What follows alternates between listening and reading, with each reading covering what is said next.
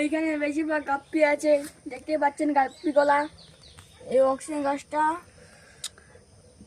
এটা দেশি অক্সিজেন গাছ, আর এইটা বিদেশি অক্সিজেন গাছ, সবাই দেখতে পাচ্ছেন। আর বাচ্চাগুলো দেখবেন, এই এই বাচ্চাটার, এই মাছটার বয়স হচ্ছে 3 মাস, এতটাই কালার চলে এসছে। আর এখানে সব মাছগুলো আমি হ্যান্ড টেম করা আছে, হাত দেবো চলে আসবে। এটা হচ্ছে একটা টাইগার গাপ্পি মেল, ধরো টাইগার গাপ্পিটা দেখাচ্ছি, এটা সেলের জন্য আছে।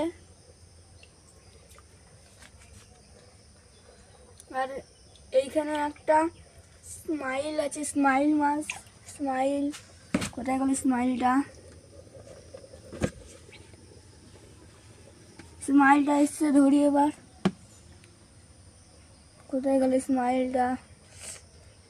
আমাদের তোমাদের আরেকটা মাছ দেখাচ্ছে, এটা খুব সুন্দর বিউটিফুল।